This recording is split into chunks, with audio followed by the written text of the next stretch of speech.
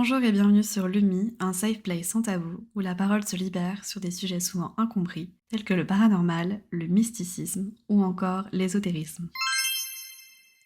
Allô tout le monde, je suis ravie de vous retrouver pour un tout nouvel épisode de Lumi, l'avant-dernier de 2025 normalement.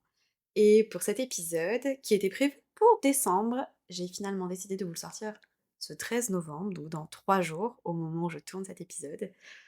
Parce que c'est un sujet vraiment très spécial. Toute l'année, je vous ai dit que je finirais par sortir cet épisode, et je pense que le temps est enfin venu. Dans cet épisode, je vais vous raconter ce qui s'est passé l'année dernière, parce que l'année dernière, à la même date, Lumi, ce podcast, n'existait pas encore. Ça faisait des années en fait que je pensais à faire ce podcast, mais il s'est passé des choses lors de mon voyage au Mexique fin octobre l'année dernière, et c'est surtout qu'il y a eu des confirmations d'événements, notamment un rêve prémonitoire que j'ai fait, qui était, malgré plus de 20 ans à vivre avec des événements paranormaux, la preuve, je pense, qu'il me fallait, une preuve écrite en fait, qui devait peut-être me convaincre moi ou convaincre encore plus mon entourage qui clairement n'a pas besoin d'être convaincu. Et c'était, je pense, une des pièces manquantes du puzzle que j'ai trouvé au Mexique. Donc pour vous resituer, l'année dernière, on est parti avec mon chéri au Mexique. On est parti en resort, on avait besoin de beaucoup de repos et on a été au Dream Sapphire, Sapphire, je sais pas trop comment le prononcer, qui était à mon sens un des plus beaux hôtels que j'ai fait de ma vie, parce que j'ai pas eu l'habitude d'aller souvent au resort. Et là, franchement, c'était absolument magnifique. En tout cas, j'ai adoré ce resort, j'ai adoré les buffets, j'ai adoré, l'incroyable staff, vraiment ça a été fou. Quelques jours avant de partir en vacances, à cet endroit, j'ai fait un rêve et comme beaucoup de mes rêves, j'ai pris, la décision de le noter parce qu'il était tellement, mais tellement détaillé que je me suis dit: «Ça serait fou que ce que j'ai rêvé arrive réellement». Donc ce qui s'est passé, c'est que j'ai fait une note dans mon téléphone et j'ai tout détaillé. J'ai rêvé qu'on allait rencontrer vous allez voir, c'est quand même hyper précis. J'ai rêvé qu'on allait rencontrer une francophone, mais pas une française, qu'elle était blonde, avec des cheveux, qui arrivaient à peu près, entre les omoplates, mais des cheveux ondulés, pas frisés, pas raides. Vraiment avec un blond, pas miel, mais pas un blond complètement polaire. Enfin vraiment c'était assez précis et détaillé. J'ai rêvé que je voyais cette personne de dos et je savais qu'elle portait une robe avec des motifs, mais surtout une robe verte. Et qu'on allait la rencontrer vraiment dans un j'étais pas capable de décrire dans ma note, mais dans un endroit, très précis où il y avait du vert en dehors de sa robe et vraiment comme une espèce d'encadré. Je peux pas dire un encadré, mais en tout cas, je l'avais clairement en tête. J'étais pas capable de plus le décrire que ça, cette espèce d'encadré, mais j'étais capable de visualiser en fait vraiment qu'on était dans un endroit, pas au milieu de la jungle par exemple, mais je savais pas où, je savais pas quand, je savais pas comment. Je me doutais un peu que vu la robe, c'était une robe, longue et une robe avec des bretelles fines, donc je me doutais un peu que c'était, clairement pas à Montréal au Canada où j'habite, puisque en plein mois d'octobre, voilà. Ou alors j'allais la rencontrer vraiment l'été prochain, dans longtemps, mais comme on partait au Mexique, je me suis dit: «Peut-être que c'est une rencontre qu'on va faire quand on sera au Mexique». Donc du coup, je montre cette note à mon chum et en fait, au bout de, je crois, 2 jours, une fois au resort, je refais exactement le même rêve. Et là, je me dis: «Attends, il y a un truc, c'est pas possible, c'est exactement les mêmes détails». Je reprends, la note de mon téléphone et je me rends compte que c'est les mêmes détails. Je suis comme: «OK, très bien, voyons voir ce qui se passe». Du coup, mon copain, il était vraiment en mode: «OK, alors attends», à chaque fois qu'il voyait une blonde, il me disait: «Est-ce que c'est elle? Est-ce que c'est elle? Est-ce que c'est elle?» Et moi, j'étais comme: «Non, puis de toute façon, je la cherche pas parce que si je dois la rencontrer, ça finira par arriver tout seul. Je vais pas partir à la recherche d'une blonde, des blondes, il y en a 50 000». Donc voilà, surtout que je l'avais pas vu sa tête de face, je ne l'avais vue que de dos. On laisse ça là. Il me semble que c'est le lendemain ou 2 jours après, je me souviens plus trop de l'ordre. On est en train de discuter au coin fumeur avec un Anglais, on est en train de débattre sur je ne sais plus trop quoi. Moi, je les laisse débattre et en fait, d'un coup, on entend quelqu'un un tout petit peu à l'extérieur du coin fumeur s'extasier un petit peu de l'accent anglais de mon copain et lui dire, «Oh là là, mais qu'est-ce qu'il parle bien anglais, ce français». En tout cas, il avait très bien reconnu, notre accent, mais il s'arrête pas, il vient pas nous voir et juste il part. On est comme: «OK, fine». Mais on l'avait quand même entreaperçu, on avait vu sa tête, quoi. Donc le lendemain de ce fameux rêve et de cet homme qui est venu, féliciter l'accent anglais de mon copain, au moment d'aller manger, on s'était pomponné tout ça et au moment où on sort de notre espèce de mini immeuble, parce que c'est comme des plein de mini immeubles de 2 étages, de 3 étages, là-bas, on tombe nez à nez avec cet homme qui était belge, qui est avec sa femme, qui va pour aller manger et qui n'est pas blonde. Comme tout le monde s'y attend, j'imagine au moment de l'écoute. Pas du tout, c'est un couple de Belges, elle est brune, l'italienne magnifique dans toute sa splendeur. Ils vont manger avec leur fils, donc on commence à papoter, tout ça, et on décide en fait de se retrouver, après manger parce qu'on n'avait pas réservé dans les mêmes lieux pour manger. Le repas se passe et on finit par les retrouver juste après et en fait, ils nous présentent un couple d'amis qui s'était fait, sur place, qui avaient à peu près notre âge cette fois-ci, parce qu'eux étaient plus âgés que nous, le premier couple. Et donc ils nous présentent tout ça, on sympathise, vraiment super, on fait des photos, «Vous venez d'où? Et qu'est-ce que vous faites dans la vie?» et patati patata. Bref, on passe une super soirée, trop, trop cool. On apprend que, c'était le dernier soir, du plus jeune des couples et que, vraiment on les rencontre, juste, la veille de leur départ, quoi. Donc on est vraiment en mode: «OK, on échange nos Insta, tout ça», jusqu'à la fin de soirée et en fait, au moment de partir, donc il y a le premier couple qui est devant, on est, on va dire, les 3 couples à la file indienne. Donc le premier couple qu'on a rencontré qui est devant, le deuxième couple qui est au milieu et nous 2 qui sommes derrière et donc le plus jeune couple, avec la femme qui s'appelle Alicia. Alicia, si tu passes par là, je t'embrasse. Alicia est juste devant nous et là, je m'arrête, mais vraiment je me fige.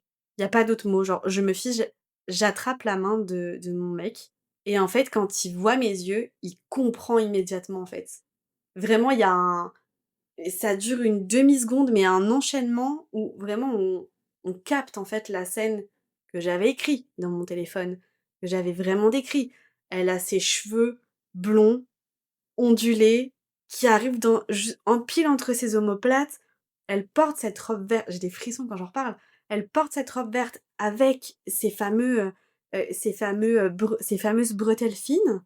Elle est dos à nous et en fait, l'encadré que j'avais eu dans mon rêve, c'est vraiment l'espèce de porche, de la terrasse de l'hôtel, une partie de la terrasse de l'hôtel, avec cette espèce de fond vert qui est l'espace, plantation, je vais dire ça comme ça, là où il y a de la verdure dans l'hôtel, avec, un peu plus loin ce fameux néon, avec des ailes où on peut prendre des photos. Et là, je me fige vraiment et mon mec a une réaction de dingo à ce moment-là, parce que vraiment moi j'ai bloqué, mais à aucun moment j'allais lui dire, quoi que ce soit à Alicia. Il la chope et il lui dit: «Alicia, faut trop qu'on te raconte, c'est toi qui étais dans le rêve de Diane il y a quelques jours, en fait. C'est toi qui es dans la note de son téléphone». Et elle nous regarde en mode: «Mais qu'est-ce qui se passe?» Je sais pas si j'ai oublié de le mentionner, mais le premier couple était belge, mais Alicia et son conjoint sont aussi belges. Et du coup, on lui montre la note du téléphone, on lui explique ce qui s'est passé, on lui explique que j'ai fait plusieurs fois ce rêve et encore une fois, il y a pas si longtemps que ça et elle trouve ça fou parce qu'elle voit bien qu'elle porte cette fameuse robe verte avec ses motifs. Elle voit bien que ce que j'ai décrit, ses cheveux, tout ça, c'est elle. Elle trouve ça dingue et elle a cette phrase de nous dire moi j'avais envie de me décomposer sur place parce que déjà que c'est pas des sujets que j'aborde facilement avec des gens, on va dire de mon entourage, pas proche, mais de cercle.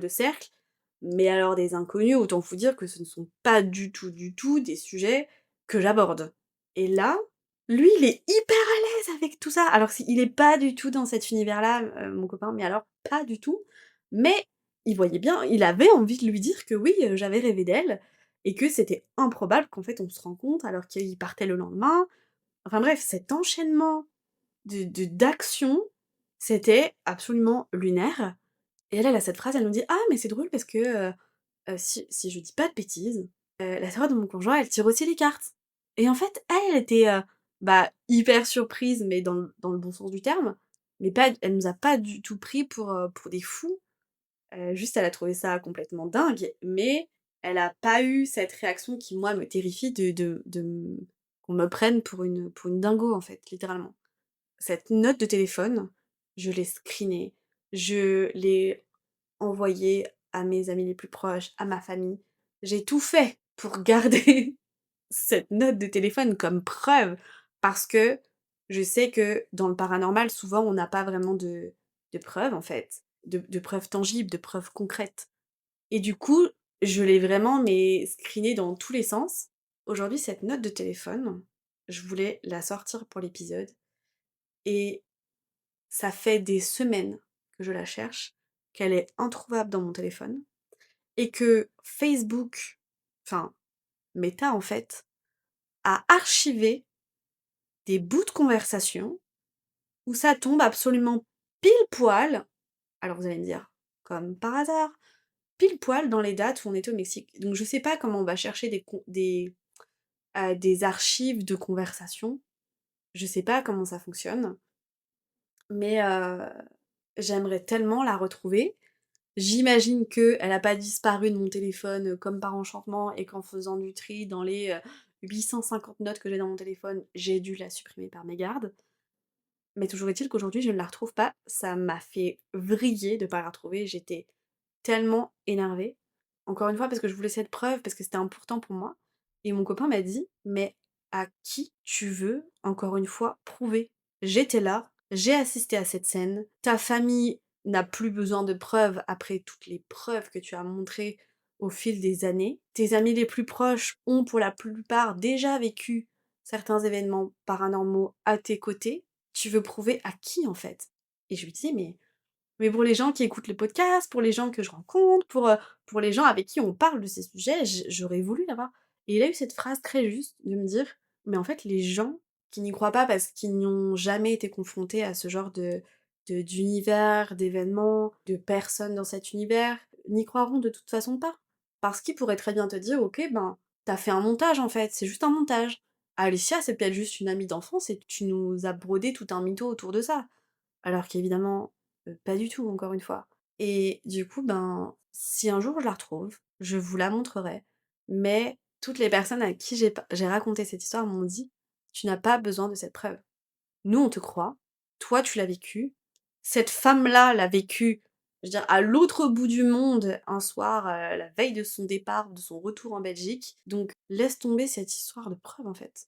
Donc après des des jours de recherche, des semaines de recherche, j'ai lâché l'affaire pour l'instant. Peut-être que je reprendrai mes recherches, mais je sais pas si ça vaut le coup, en fait. En fait, qu'on y croit ou qu'on n'y croit pas, je l'ai vécu et que, encore une fois, ceux qui auront envie d'y croire y croiront et ceux qui ne voudront pas y croire n'écouteront d'ailleurs probablement pas ce podcast. Donc voilà, ça c'est le premier événement qui s'est passé, mais il y en a eu un deuxième assez fou. Il y en a même eu 3 techniquement.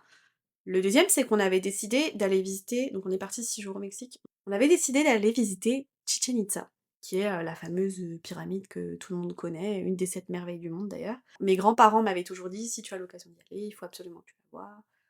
Donc nous, avant même d'être au Mexique, on savait qu'on voulait faire l'excursion pour Chichen Itza. Et au moment d'aller réserver, je crois que c'était peut-être le lendemain de la rencontre d'Alicia d'ailleurs, on est assis tous les 2. Le gars en face de nous au desk nous montre le magazine, il fait défiler en fait toutes les excursions et là je vois une image et je sais qu'on va là-bas et qu'on ne va pas à Chichén Itzá. Mon conjoint est en train de lui dire: «Bah, on va aller à Chichén Itzá» et au final, je lui dis: «Écoute, on va peut-être réfléchir parce que, on va peut-être réfléchir». Et donc il me regarde un peu bizarrement en mode: «Attends, on va pas réfléchir, ça fait des semaines qu'on se dit qu'on va à Chichén Itzá». On décide de faire une petite pause, et il me dit: «Est-ce que tu ne veux plus aller à Chichén Itzá?» Et je lui dis: «Alors pas du tout.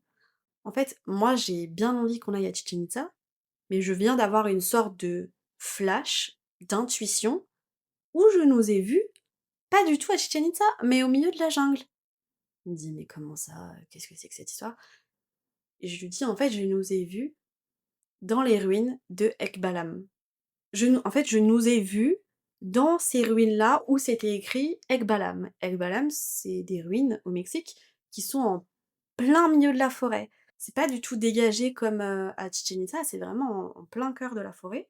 Il me dit: «Attends, mais moi j'aimerais juste qu'on remette un peu de contexte dans tout cet univers-là qui n'est pas le mien, et tu me dis toujours qu'on a notre propre libre arbitre et on avait décidé d'aller à Chichén Itzá». Et je lui dis: «Oui, et encore une fois, j'ai envie d'y aller. Juste, je ne sais pas pourquoi, pour X ou Y raison, je pense qu'on va aller avec Balam». Il me dit: «D'accord». Lui, très logique, très factuel, très pragmatique, il me dit: «Eh ben, on va aller sur Google et on va voir ce que Google nous dit, en fonction de ce qu'on avait envie de voir, ce qu'on avait envie de faire et de ce qu'on avait prévu de faire».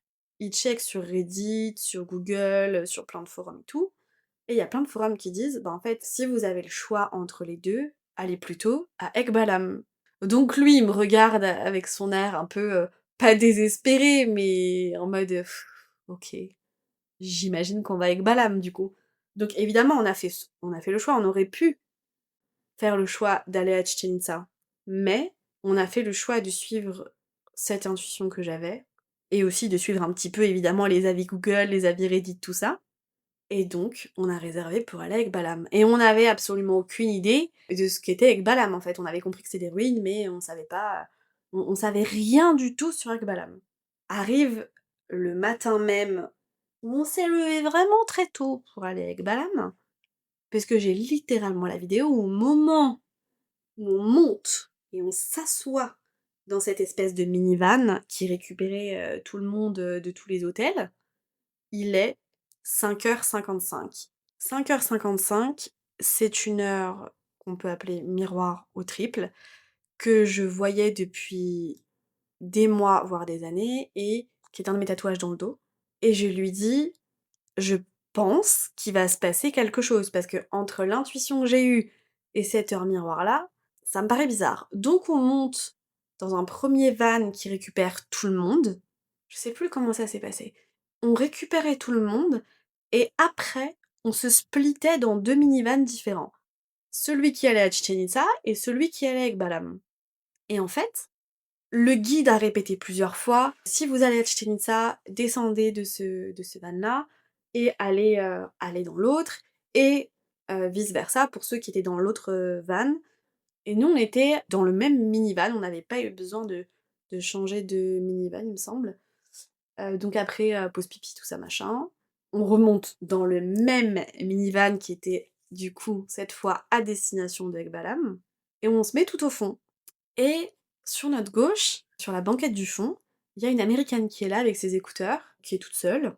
C'est quand même très tôt le matin, donc on n'a pas trop, en tout cas moi, j'ai pas très envie de tchatcher avec les voisins, les voisines. On sent que tout le monde est quand même de bonne humeur et tout, mais c'est pas le moment de se raconter nos vies, quoi. Et en fait, les minivans partent, donc chacun dans leur direction, puisque Chichén Itzá et Ekbalam, c'est à l'opposé. Si je dis pas de bêtises, mais en tout cas, c'était pas la même route, quoi. Et là, le guide refait l'appel. Encore une fois, il l'avait déjà fait. Et je pense que, en fait, elle a pas fait attention, ou elle s'est trompée de minivan, ou je sais pas comment elle s'est débrouillée. Mais on avait déjà commencé à bien rouler, et je sais pas pourquoi, au bout d'un moment, il recheck les noms. Et là, elle demande, elle lui dit: «Mais vous m'avez pas appelé?» ou alors je sais plus si elle dit: «Vous m'avez pas appelé?» ou elle dit: «Est-ce que c'est bien le bus qui va à Chichén Itzá?» Et il lui dit: «Ah bah pas du tout, c'est le minivan qui va à Ekbalam». Et là, elle lui dit: «Ah non, non, mais pas du tout. Moi, je vais à Chichén Itzá. J'ai réservé l'excursion de Chichén Itzá». Il lui dit: «Je suis désolée, mais là, le bus est déjà beaucoup trop loin, c'est pas du tout sur nos routes. Ce qu'on peut faire, c'est faire demi-tour, on va perdre du temps, mais on peut éventuellement vous reposer à l'hôtel». On sentait que ça le faisait vraiment chier et clairement ça allait faire chier tout le monde. «Et vous irez à Chichén Itzá avec l'excursion de demain». Elle lui dit: «Ah bah, pas du tout, parce que moi, en fait, après, demain, j'ai un mariage», je crois que c'était vraiment le lendemain. «J'ai un mariage et après, je rentre aux États-Unis, quoi, donc c'est aujourd'hui ou never, donc c'est pas possible, quoi». Et il lui dit: «Bah là, je suis désolée, mais vous allez pas aller à Chichén Itzá, en fait». Donc là, elle est deg, et il lui dit: «Est-ce que vous voulez qu'on vous ramène à l'hôtel?» Et elle dit: «Bah non, du coup, c'est la seule excursion que je vais pouvoir faire, donc non, bah du coup, je vais à Ekbalam avec vous». Et là, je me dis: «Nous, il y a encore 48 heures ou 24 heures, je sais plus, on avait prévu d'aller à Chichén Itzá. J'ai eu mon flash et je me dis: "On va avec Balam"», et cette dame-là, Il y a eu tellement de checks qui ont été faits pour vérifier que chacun était dans le bon minivan, que je sais même pas comment elle a pu atterrir dans ce minivan-là. Et là, je dis à mon copain: «Il va se passer un truc, c'est pas possible, littéralement elle est assise sur notre banquette, on aurait dû aller tous à Chichén Itzá finalement, enfin tous les 3 on aurait dû aller à Chichén Itzá, finalement on se retrouve tous les 3 sur la banquette arrière du minivan qui va avec Balam, donc nous voilà partis pour, voilà, partie pour avec Balam. Et du coup, bah, comme en plus elle était toute seule, que, la majorité des gens étaient venus en couple, on commence un petit peu à discuter avec elle, tout ça. Il y a quand même pas mal de routes, on va se le dire, pour aller, en fait, toute la journée, on a fait une excursion.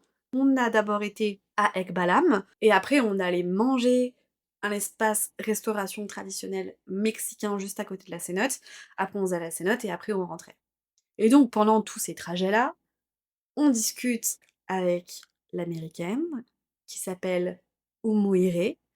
Je sais qu'elle écoute les podcasts alors qu'elle ne parle pas vraiment français, mais qu'elle le comprend un petit peu.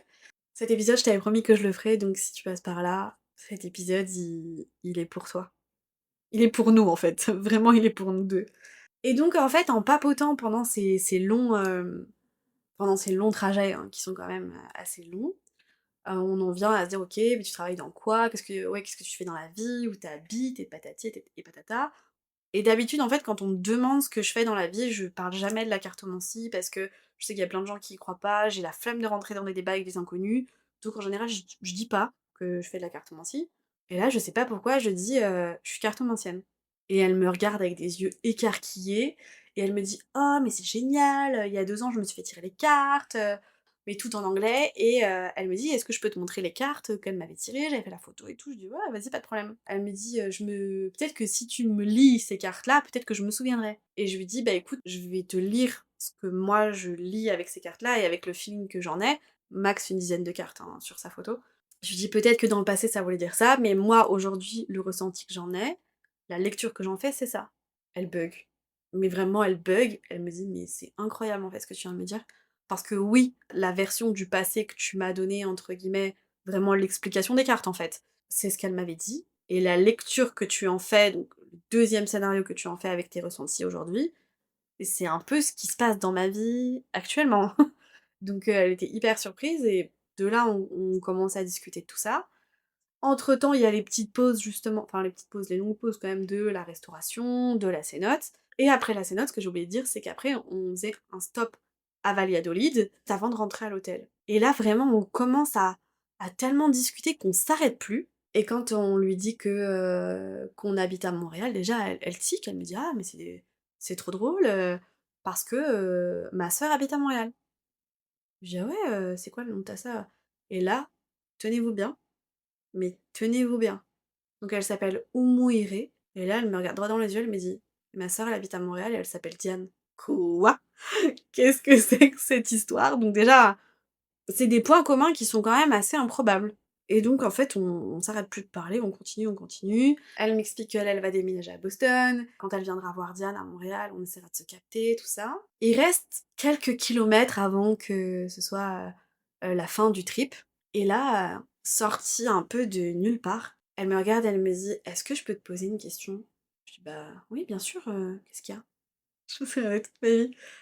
Elle me dit: «Est-ce que t'entends des voix ou est-ce que tu vois des trucs?» Et je la regarde, je lui dis: «C'est-à-dire? Qu'est-ce que tu essaies de me dire? Qu'est-ce que donne-moi plus de détails». Et donc elle m'explique qu'en fait, elle en parle pas souvent parce qu'en fait les gens ne comprennent pas autour d'elle, mais qu'elle a déjà entendu des voix, qui lui est déjà en fait arrivé des expériences paranormales et qu'en fait elle comprenait pas trop. Et comme on parlait de cartomancie et un petit peu de tout cet univers spirituel, elle a un peu tenté le tout pour le tout en se disant: «Bah, peut-être qu'elle aussi elle entend des voix». Et elle me dit: «Je pense que, tu sais, quand je raconte ça, j'ai peur d'être prise pour une folle», et je lui dis: «Mais pas du tout, tu pas folle en fait, c'est juste que les gens qui n'ont jamais expérimenté ça ne peuvent pas comprendre». Et du coup, on a parlé de tout ça, des ressentis qu'elle avait pu avoir, des événements paranormaux qu'elle avait pu vivre.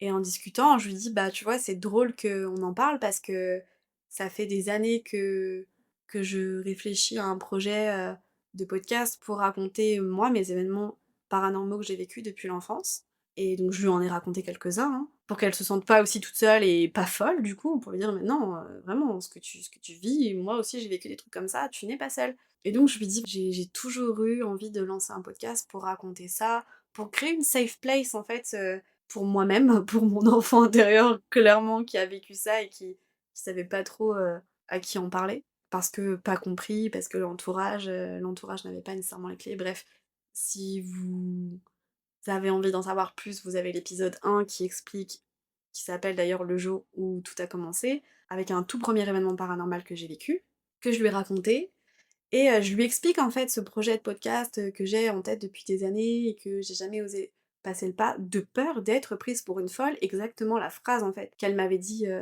quelques minutes plus tôt et elle me dit: «Mais il faut que tu fasses ce podcast». Je je vais pas pleurer.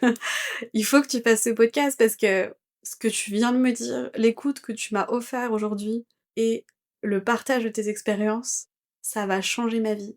Je sais aujourd'hui que je ne suis pas folle, que je ne suis pas seule et il faut absolument que tu racontes aux gens ce qui t'est arrivé pour que ceux qui le vivent à leur tour ne se sentent pas fous ou folles. Il faut que tu lances ce podcast. Et vraiment, elle est en mode: «Mais il faut que tu le fasses, promets-moi que tu vas le faire».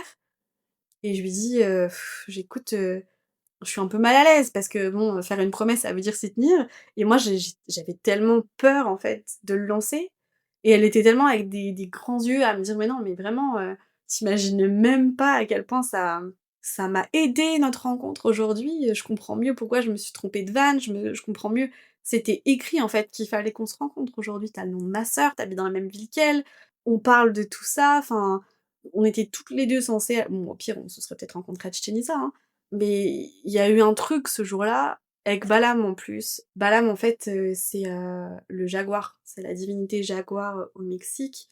Alors, je veux pas dire de bêtises, mais c'est quand même très lié à la protection et à la spiritualité.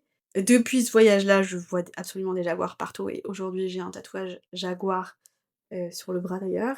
Donc, je suis un peu émue en vous racontant tout ça, mais elle m'a un peu fait promettre en fait de sortir ce podcast-là. Et je me suis dit: «Mais en fait, pour m'y tenir, il faut qu'en 2025, je le sorte parce que si je me mets pas de deadline, ça va rester à l'état d'idée ou de projet et ça va jamais se concrétiser, ça ne va jamais se faire».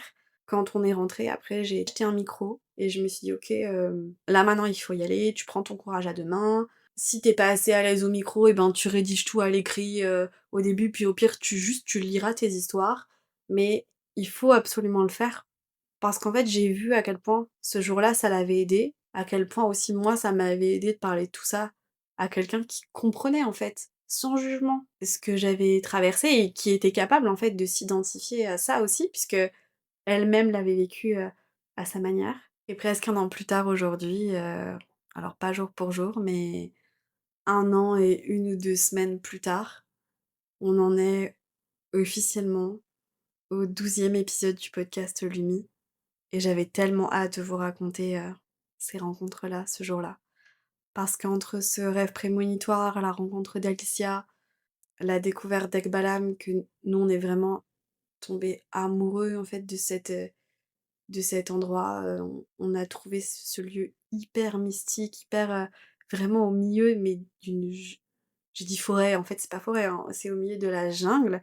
Ça fait pas Ekbalam, ça fait partie des dernières ruines où on peut encore monter dessus. Ils viennent de trouver un ils viennent de découvrir qu'il y avait un tombeau, on ne pourra plus monter, en fait, au sommet de Ekbalam et en fait, quand vous êtes au sommet de Ekbalam, vous êtes vraiment vous vous rendez compte qu'à perte de vue, vous êtes au beau milieu d'une jungle et le guide nous avait dit que plusieurs fois, il avait aperçu des jaguars, que c'était extrêmement rare. Alors on n'a pas eu la chance d'en voir ce jour-là. Alors quand je dis la chance, si on avait pu les voir de très, très loin, ça aurait été top. Mais voilà, il y avait quelque chose de mystique, je pense, cette journée-là, dans ces ruines-là, dans cette cénote.